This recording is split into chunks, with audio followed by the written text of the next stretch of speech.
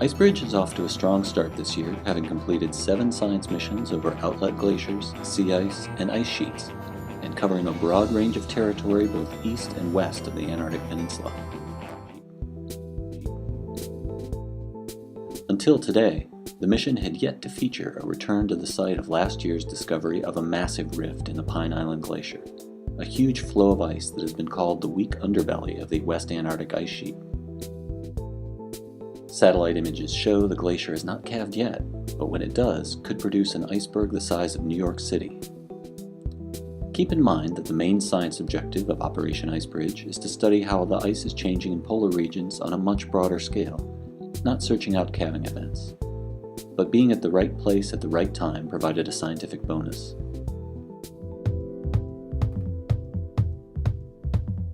Icebridge often passes the scenic Antarctic Peninsula on its way to survey the continent's ice sheets, glaciers, and surrounding sea ice. The peninsula's mountains are habitually shrouded by clouds, but today we have a clear view. As we descend, we see vast fields of sea ice. Large pieces of sea ice are called floes, and these formations often collide, creating thick ridges along their edges or raft over top of each other. This ice appears to be thick enough to be second-year ice, or ice which survived a summer melt season. Darker, grayer ice appears to be more recent, and might be around 10 centimeters thick, while the white ice covered by snow is probably more than 30 centimeters thick. The area in the lower center here is so smooth, it might be just a few hours old.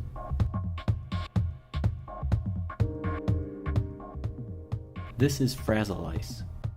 It's granular like a slushy beverage and is created by very dynamic conditions of turbulence in the water. This is a region of brash, containing sea ice and a few icebergs.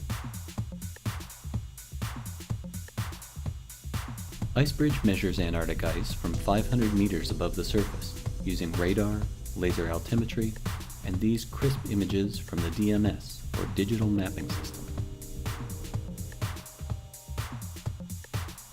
Here, we have ice that's holding fast to the shore, and immobilizing iceberg is created from a nearby glacier or ice shelf.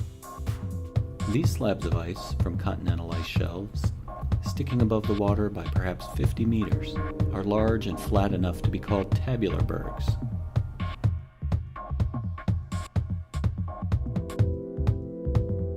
Finally, the slowly setting sun lights up cracks or leads in the sea ice as we head for home. Operation Icebridge has now returned to the Pine Island Glacier not once but twice in 2012. And the year-old giant crack in the glacier, poised to create an iceberg the size of New York City? Well, it's still there, and that iceberg has yet to break free. But the rift has grown longer, much wider, and spawned a secondary crack.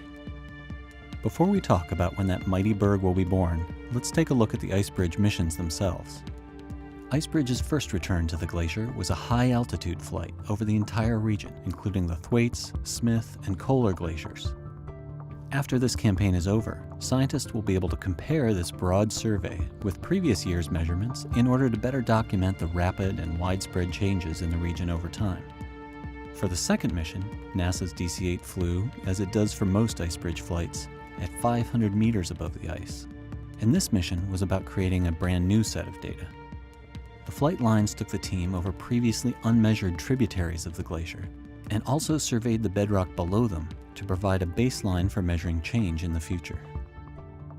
So while this focus on the Pine Island region, NASA Goddard calving specialist Kelly Brunt says the ice in the region is substantially thinning, and its flow is accelerating. Ultimately, the change that we see in that whole region, not just Pine Island, but also its neighbor Thwaites Glacier, this change represents the largest input to sea level rise from an Antarctic source. The rift has been an intriguing phenomenon to watch over this last year, but is it a really important event? When we talk about Antarctica and we talk about the health and state of our ice sheets, we talk about mass balance. And what you have on one side of the mass balance equation is accumulation or snowfall coming in. And when we talk about balance, that has to be balanced by things coming out. And in Antarctica, that happens either through surface melt or basal melt, or the big number in Antarctica, which is calving. Calving accounts for 80% of that side of the equation. So when you see calving in Antarctica, even calving where we use small states or the island of Manhattan as a unit of measure, this is generally very normal. It's part of the process. However, Brunt says once the glacier calves, the new calving front will be further upstream from any calving front we've seen in the last 40 years. I've used the analogy of a fingernail to talk about calving. Generally, if your nail breaks in the white, it's normal and you don't worry about it. If your nail breaks below the white, you think about it, you remember it. If you lose your whole nail, that's a big deal. Much of the calving, the 80% of the net loss through calving, can be equated to losing the white part of your fingernail. Things that we saw in the early 2000s in the Antarctic Peninsula side, the Larsen A, the Larsen B, that's equivalent to losing your whole nail. What's going on in Pine Island is probably that intermediate, that we've broken our nail and it's below the white, and it's something to watch and something to monitor over time. As a byproduct of the recent ice bridge flights, the team got some great views and measurements of the evolving crack, which has been filled in somewhat by blowing snow.